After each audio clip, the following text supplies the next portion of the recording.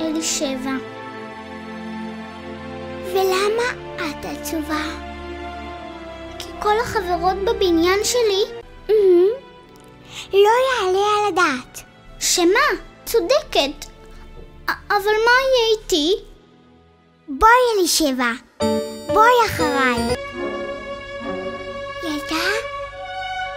ילדה? איך קוראים לך? פרומה.